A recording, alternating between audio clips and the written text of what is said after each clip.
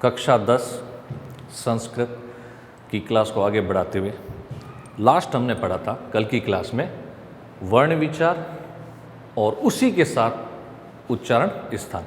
वर्ण विचार टॉपिक तो पूरा हो गया था, लेकिन उच्चारण स्थान जो टॉपिक था, उच्चारण स्थान, ये टॉपिक थोड़ा सा बाकी रह गया था। इसमें 5 सूत्र हो गए थे, बाकी सूत्र बाकी थे। तो थोड़ा सा देख लेते हैं कौन कौन से सूत्र हो गए थे।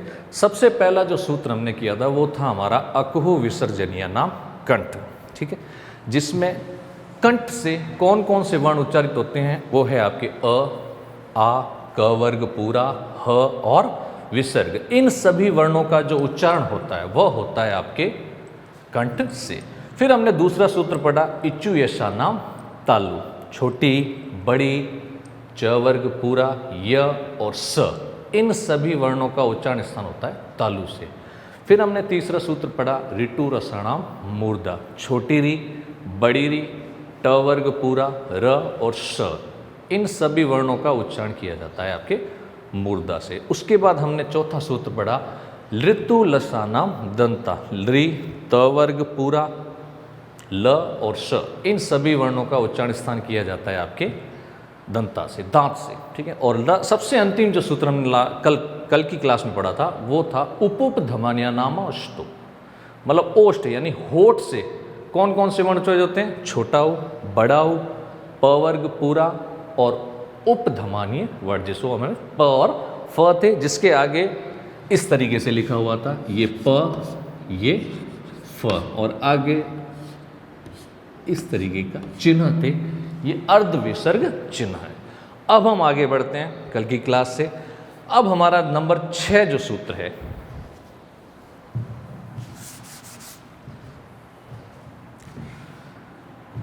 नंबर 6 सूत्र है हमारा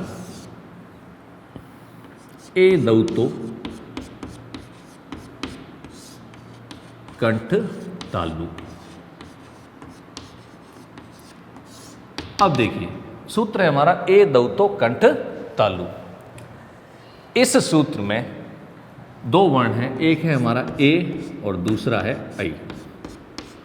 इन दोनों वर्णों का जो उच्चारण स्थान होता है वह होता है हमारा कंठ तालु। अब देखिए दिक्कत क्या है कि इससे पहले हमने जितने भी वर्ण पढ़े उन सब का उच्चारण स्थान एक आ रहा था। जैसे किसी का कंठ था तो किसी का तालु था, किसी का मूर्धा था, किसी का ओष्ठ था।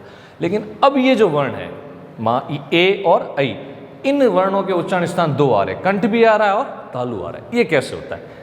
ये एक तरीका है कि भाई ये ए किससे मिलके बनता है, ये ए मिलके बनता है आपके अ प्लस ई से, ठीक है। जब ए का निर्माण अ और ई के साथ मिलके होता है तो इसका जो उच्चारण स्थान है वह भी इन दोनों के उच्चारण स्थान के अकॉर्डिंग होगा। अ का उच्चारण स्थान होता है हमारा कंठ और ऊ का उच्चारण स्थान होता है तालु। तो जब ये ए अ और ई से मिलके बनता है तो इसका उच्चारण स्थान भी इसी के अनुसार होगा। नेक्स्ट नंबर 7 जो हमारा सूत्र है वो है अपना ओ दौतो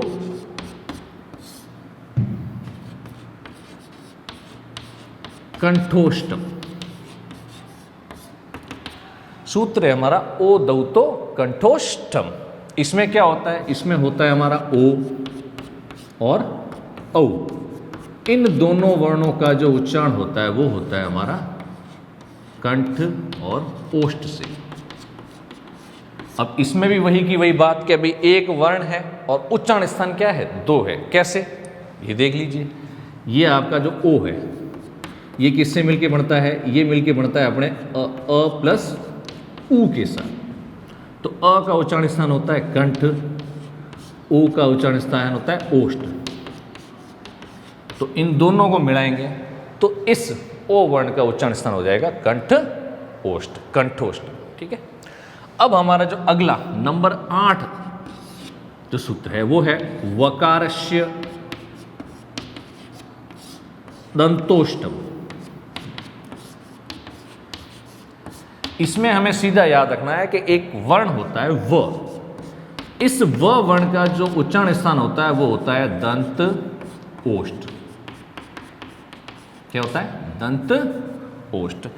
सूत्र है हमारा वकारस्य दंतोष्टम। व वर्ण अपने आप में अलग ही होता है, इसका उच्चारण होता है दंत ओष्ठ। ये थे हमारे छठा, सातवां और आठवां। अब हम इससे आगे बढ़ते हैं।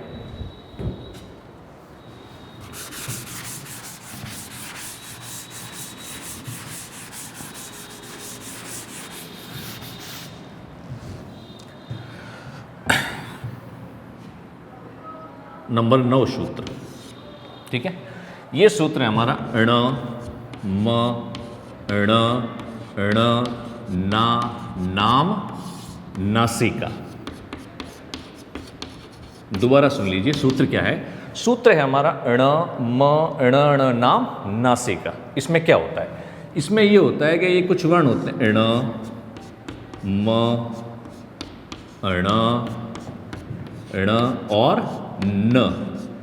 इन सभी वर्णों का उच्चारण स्थान किया जाता है कहां से? नासिका से, अर्थात नाक से। अब देखिए, ये वर्ण वर्गों में भी होते हैं और ये अपने आप में अलग भी होते हैं। तो संस्कृत व्याकरण में ये वो वर्ण है, 5 वर्ण, जिनके 2 उच्चारण स्थान हो सकते हैं। एक तो हो गया नासिका और दूसरा इनके वर्ग का उच्चारण स्थान, ठीक है। अब हम आगे बढ़ते हैं। नेक्स्ट जो हमारा सूत्र है नंबर 10, वो है अपना अनुस्वारस्य नासिका।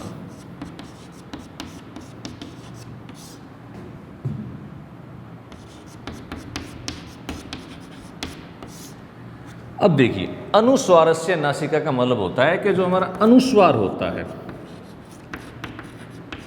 जिसको हम बिंदी के रूप में किसी भी वर्ण के ऊपर देख सकते हैं, इस अनुस्वार का जो उच्चारण स्थान होता है वो होता है नासिका, मतलब नाक। तो जो नासिका होती है, नाक होती है, उससे 6 वर्णों का उच्चारण किया जाता है। 5 वर्ण तो ये हो गए, प्रत्येक वर्ग का जो पंचम वर्ण है वो, और एक वर्ण हो गया आपका अनुस्वार। इन 6 वर्णों का उच्चारण कहां से किया जाता है? नासिका से किया जाता है। अब हमारा जो सबसे अंतिम सूत्र है, इंपॉर्टेंट नहीं है फिर भी देख लीजिए। सूत्र है हमारा जिह्वा मूल्यस्य,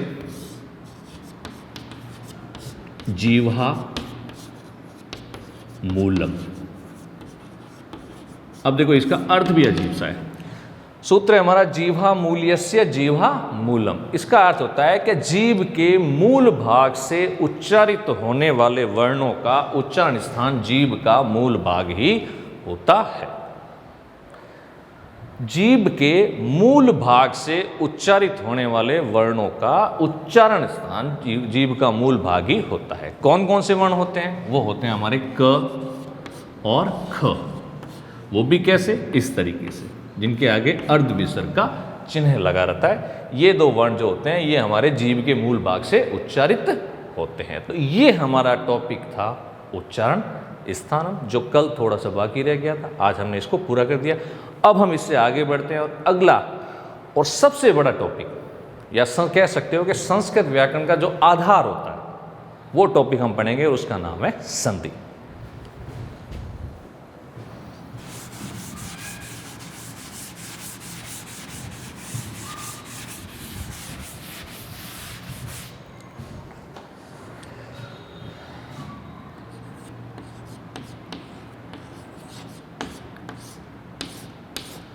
अब देखिए, संस्कृत व्याकरण का सबसे बड़ा टॉपिक संधि, ठीक है।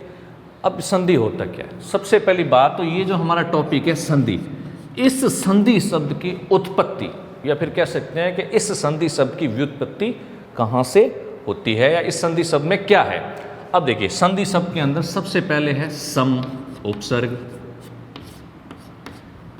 धा धातु और की प्रत्यय। सम क्या है? उपसर्ग है। धा क्या है? धातु है। और की क्या है? प्रत्यय। तो सम उपसर्ग पूर्वक धा धातु और की प्रत्यय के योग से संधि शब्द का निर्माण होता है। तो ये तो संधि का उत्पत्ति है, व्युत्पत्ति है। अब हम बात करते हैं संधि कहते किसे हैं। अब देखो ये जो संधि शब्द है दिखने में स्त्रीलिंग लग रहा है, लेकिन संधि शब्द होता क्या है? पुल्लिंग होता है। क्या होता है? पुल्लिंग शब्द होता है। अब हम बात करते हैं संधि की परिभाषा। अलग अलग ऋषि मुनियों ने, ठीक है, अलग अलग वेदाचार्यों ने संधि की अलग अलग परिभाषाएं दी। तो सबसे पहली परिभाषा है इसकी वर्ण संधानम संधि। क्या परिभाषा है? वर्ण संधानम संधि। अब देखिए संधानम, इस शब्द को देखिए, देखो संधानम शब्द का अर्थ होता है मिलना, जुड़ना आपस में। वर्णों का मिलना या जुड़ना क्या कहलाता है? संधि कहलाता है। वर्ण संधानम संधि मतलब वर्णों का मिलना या जुड़ना संधि कहलाता है। ठीक है, अब हम इससे आगे बढ़ते हैं, दूसरी परिभाषा की तरफ आते हैं। द्वयो वर्णियो परस्परम मेलनम जायते ततः संधि कथ्यते। अर्थात दो वर्णों का परस्पर यानी आपस में जब मेल होता है तो वह क्या कहलाता है? संधि कहलाता है। दो वर्णों का आपस में जब मेल होता है तो वह संधि कहलाता है। अब एक परिभाषा तो हो गई वर्ण संधानम संधि, एक परिभाषा हो गई द्वयो वर्ण्यो परस्परम मेलनम जायते तत् संधि कथ्यते। लेकिन अभी तक संधि की वास्तविक परिभाषा नहीं आई है। अब हम बात करते हैं संधि की अगली परिभाषा जो पाणिनि के द्वारा दी गई है। परः सनिकर्ष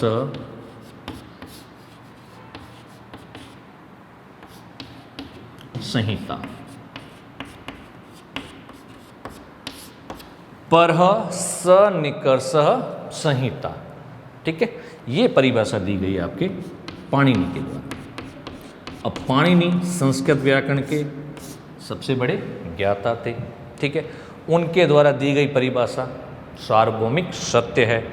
इसी परिभाषा को लेकर हम आगे एक परिभाषा बनाते हैं। देखिए परह का बेस अर्थ होता है परस्पर, सनिकर्ष का अर्थ होता है सनिकट, और संहिता का अर्थ होता है संधि। परस्पर सनिकट वर्णों की क्या होती है? संधि होती है। परह सनिकर्ष संहिता, परस्पर सनिकट वर्णों की संधि होती है। अब देखिए ये जो संहिता शब्द है, इसी संहिता को हम संधि कहते हैं और इसी संधि को हम क्या कहते हैं? संहिता कहते हैं। तो ये दोनों एक दूसरे के पर्यायवाची शब्द है कि संहिता का अर्थ भी संधि होता है, संधि का अर्थ भी संहिता होता है। ये पाणिनि के द्वारा दी गई परिभाषा है परह सनिकर्ष संहिता, मतलब परस्पर सनिकट वर्णों की क्या होती है? संधि होती है। अब वास्तव में इतनी सारी परिभाषाओं को देखने के बाद जो परिभाषा होती है इसकी वह सुन लीजिए। वह परिभाषा क्या होती है? परिभाषा होती है दो वर्णों के, संधि की परिभाषा है दो वर्णों के परस्पर, परस्पर यानी आपस में, दो वर्णों के परस्पर सनिकट। अब यहाँ सनिकट शब्द का प्रयोग क्यों किया गया? क्योंकि संधि हमेशा निकट वर्णों की होती है, निकटवर्ती वर्णों की होती है। कैसे संधि होती है आपकी? इसकी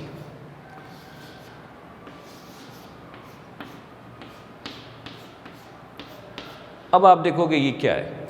ये है पहले शब्द का अंतिम वर्ण और ये है पहले शब्द का, ये है आपके पहले शब्द का अंतिम वर्ण और ये है दूसरे शब्द का प्रथम वर्ण। तो संधि हमेशा पहले शब्द के अंतिम वर्ण की और दूसरे शब्द के प्रथम वर्ण की होती है, अर्थात निकटवर्ती सनिकट वर्णों की क्या होती है? संधि होती है। ये किसके द्वारा कहा गया? पाणिनि। पाणिनि क्या गया? परह सनिकर्ष संहिता, परस्पर सनिकट वर्णों में की संधि होती है। तो संधि की वास्तविक परिभाषा हो जाएगी दो वर्णों के परस्पर सनिकट मेल से उत्पन्न विकार को संधि कहा जाता है। दोबारा सुन लीजिए, दो वर्णों के परस्पर सनिकट मेल से उत्पन्न विकार को संधि कहा जाता है। ठीक है, वैसे संधि की तो कई परिभाषा, दो वर्णों के मेल को भी संधि कहते हैं, दो वर्णों के सार्थक मेल को भी संधि कहते हैं। संधि हमेशा सार्थक शब्दों के मध्य ही होती है। अब ये थी आपके संधि का बेसिक परिचय कि भाई संधि शब्द का निर्माण किससे होता है, संधि शब्द की परिभाषा क्या होती है। अब हम आगे बढ़ते हैं। अब हम बात करते हैं जो संधि है, इस संधि के कितने भेद होते हैं।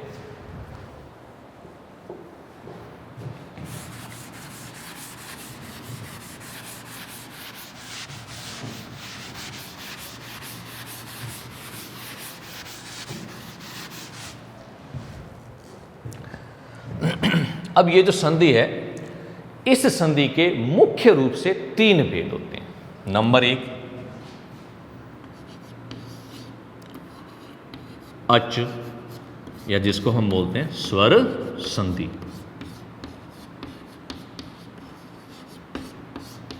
नंबर दो, हल या जिसे हम कहते हैं व्यंजन संधि।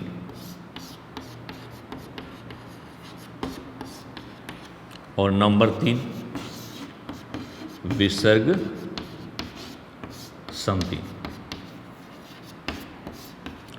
अब देखिए 10वीं क्लास बोर्ड क्लास के अंदर ये तीनों ही संधि अपने सिलेबस में है, पाठ्यक्रम में है। अब हम शुरुआत करते हैं पहली संधि अच या फिर अच स्वर संधि से। अब सबसे पहली बात कि अच स्वर संधि किसे कहा जाता है, वही की वही परिभाषा जो परिभाषा संधि की है, बस उसमें इतना ध्यान रखना है कि अब यहाँ नाम क्या लिखा हुआ है, स्वर, तो यहाँ दो स्वरों के मध्य क्या होगा, सनिकट मेल होगा और उसमें जो विकार उत्पन्न होगा वो क्या कहलाएगा, स्वर संधि कहलाएगा था। तो सबसे पहले हम बात करते हैं कि भाई स्वर संधि किसे कहते हैं, इसके भेद कितने होते हैं, फिर हम उन भेदों को धीरे धीरे आगे पढ़ेंगे। तीनों ही संधियाँ अच स्वर संधि, हल व्यंजन संधि और विसर्ग संधि 10th बोर्ड के पाठ्यक्रम में है। धीरे धीरे करके हम इनको आगे पढ़ते हैं। तो सबसे पहले बात करते हैं अच स्वर संधि। सबसे पहले इसकी परिभाषा देख लीजिए।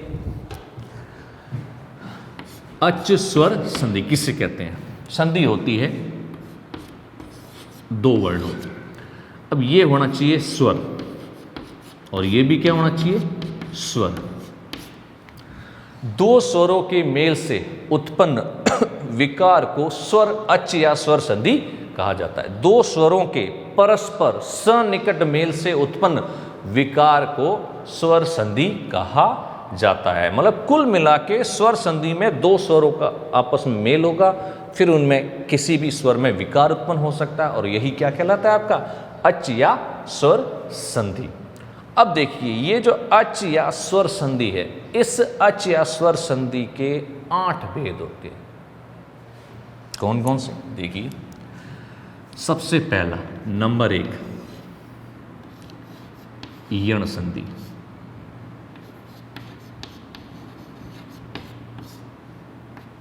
नंबर 2 गुण संधि। अच या स्वर संधि के 8 भेद होते हैं। कौन कौन से, ये 8 भेद यहां लिखे हुए हैं, देख लीजिए। नंबर 1 यण संधि, नंबर 2 गुण संधि, नंबर 3 वृद्धि संधि, नंबर 4 अयादि संधि, नंबर 5 दीर्घ संधि, नंबर 6 पररूप संधि, नंबर 7 पूर्व रूप संधि और नंबर 8 प्रकृति भाव संधि।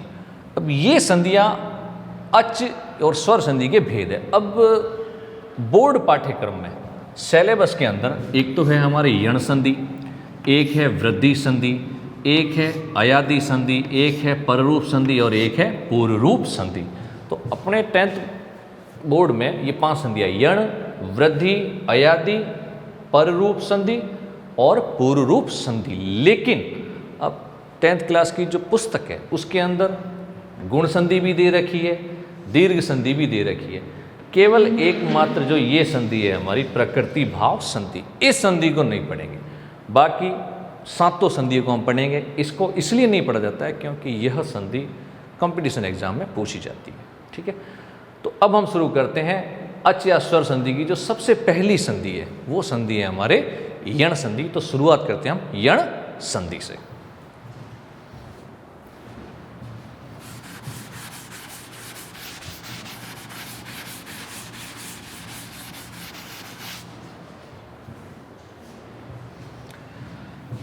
नंबर 1 संधि है अच या स्वर संधि की। सबसे पहली जो संधि है वो है हमारे यण संधि। अब देखो यण संधि में होता क्या है। इस यण संधि का जो सूत्र होता है वह होता है हमारा इको यणची। क्या सूत्र है? इको यणची। अब इसका मतलब क्या होता है? इको यणची का मतलब क्या होता है? इसका मतलब होता है कि इक को यण हो जाता है। अब आप लोगों के लिए ये बात है कि भाई इक क्या होता है, यण क्या होता है। अब ये जो इक है, ये जो यण लिखा हुआ है, ये हमारे होते हैं प्रत्याहार। क्या होते हैं? प्रत्याहार। अब सबसे बड़ी बात है कि प्रत्याहार क्या होते हैं। अब प्रत्याहार क्या होते हैं, इसके लिए थोड़ा सा आप मेरी बात को ध्यान से सुनना। क्या हुआ कि ये जो संस्कृत व्याकरण है इसका ज्ञाता था पाणिनि। पाणिनि ने भगवान शिव की आराधना की तो भगवान शिव हो गए प्रसन्न। प्रसन्न होने के बाद भगवान शिव ने अपने डमरू को बजाया। उस डमरू से 14 सूत्र निकले। क्या निकले? 14 सूत्र। ये 14 सूत्र भगवान शिव, भगवान महेश के द्वारा दिए गए थे, इसलिए इन 14 सूत्रों को हम कहते हैं माहेश्वर सूत्र। माहेश्वर सूत्र। अब देखिए ये जो 14 सूत्र थे या ये जो माहेश्वर सूत्र थे, इन 14 माहेश्वर सूत्रों में अलग अलग वर्ण थे। मतलब वर्णमाला के जो वर्ण होते हैं वो वैज्ञानिक तरीके से, ठीक है, इसके अंदर सम्मिलित किए गए थे। लेकिन दिक्कत क्या हुई कि पाणिनि के लिए इन 14 माहेश्वर सूत्रों को बार बार लिखना और बार बार बोलना थोड़ा सा दिक्कत की बात रह गई।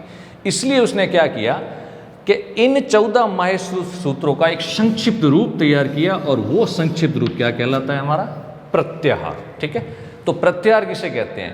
प्रत्याहार कहते हैं कि 14 माहेश्वर सूत्रों का जो संक्षिप्त रूप होता है वो हमारा होता है प्रत्याहार। इन्हीं प्रत्याहारों की वजह से हमारी संधि का निर्माण होता है। ठीक है, क्योंकि संधि के अंदर कई प्रत्याहार निहित रहते हैं जिनके हिसाब से संधि बनती है। अब देखिए जब पाणिनि ने ये प्रत्याहारों का निर्माण किया तब तो प्रत्याहारों की संख्या थी 42। कितनी थी? 42। उसके बाद 2 और बढ़ गई और कुल मिला के आज के समय में, वर्तमान समय में इन प्रत्याहारों की संख्या है 44। अब पाणिनि को जो भगवान शिव ने ये 14 माहेश्वर सूत्र दिए थे, इन्हीं 14 माहेश्वर सूत्रों को लेकर पाणिनि ने संस्कृत व्याकरण का सबसे बड़ा ग्रंथ जिसका नाम था अष्टाध्यायी,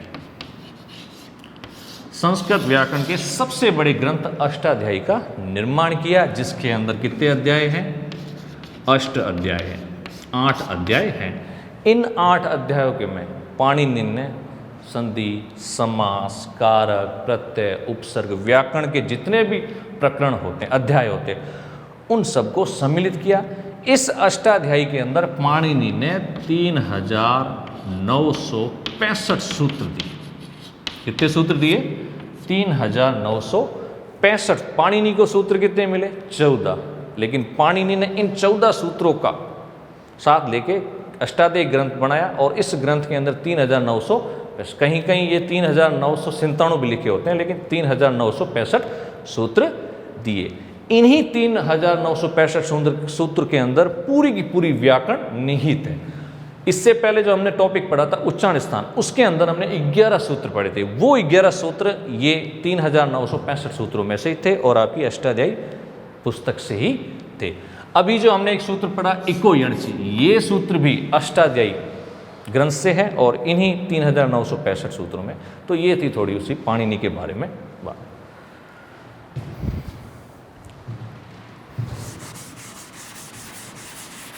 अब हम वापिस आते हैं यण संधि के ऊपर।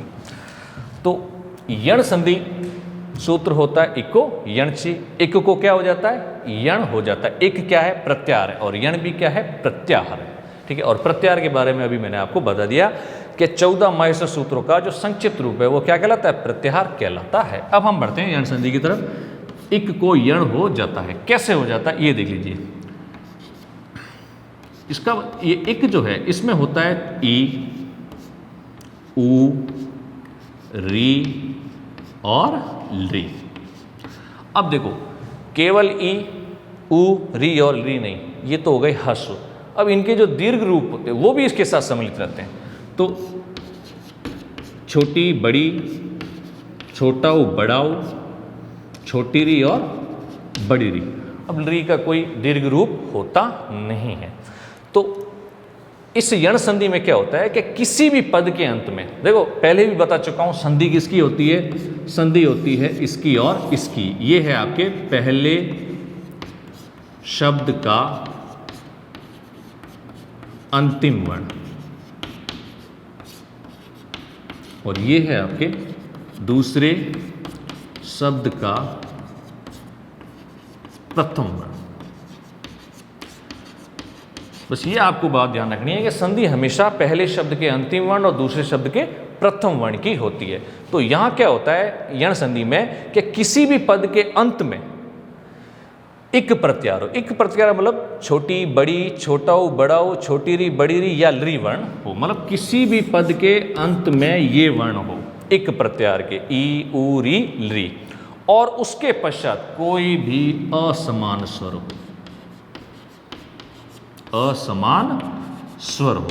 अब असमान स्वर का मतलब होता है इसके समान नहीं होने चाहिए, इसके अलावा कुछ भी हो चाहिए। मतलब ई और ई के बाद ई और ई नहीं होना चाहिए, ऊ और ऊ के बाद ऊ और ऊ नहीं होना चाहिए, री और री के बाद री और डी नहीं होना चाहिए, और री के बाद री नहीं हो। इसके अलावा कोई भी स्वर हो तो इन दोनों में क्या हो जाएगी? संधि हो जाएगी। संधि होने पर ये जो ई है इस ई के स्थान पर य आ जाता है, इस ऊ के स्थान पर व आ जाता है, इस री के स्थान पर र आ जाता है और इस री के स्थान पर ल आ जाता है। ये हमारे यण संधि का नियम है, छोटा सा एक नियम है। ध्यान से देखिए, इसको दोबारा सुन लीजिए क्या कहलाता है। देखो यण संधि का सूत्र इको यण छि। इक को क्या हो जाता है? यण हो जाता है। इक में ई छोटी बड़ी, छोटा ऊ बड़ा ऊ, छोटी री बड़ी री और री वर्ण होते हैं, ठीक है। और यण में क्या होते हैं? य व र ल होते हैं। तो नियम क्या होता है कि किसी भी पद के अंत में छोटी या बड़ी, छोटा ऊ या बड़ा ऊ, छोटी री या बड़ी री या री वर्ण हो और उसके पश्चात कोई भी असमान स्वर हो तो इन दोनों में संधि हो जाती है। और संधि में इस ई के स्थान पर य वर्ण आ जाता है, इस ऊ के स्थान पर व वर्ण आ जाता है, इस री के स्थान पर र वर्ण आ जाता है और इस री के स्थान पर ल वर्ण आ जाता है। ये हमारे यण संधि का आपके नियम है। अब हम इन्हीं नियमों को आगे बढ़ाते हैं। अब हर एक का एक एक नियम, इसका एक हो जाएगा, एक इसका, कुल मिला के इसके अंदर 4 नियम हो जाएंगे जो हम अगली क्लास में पढ़ेंगे। धन्यवाद।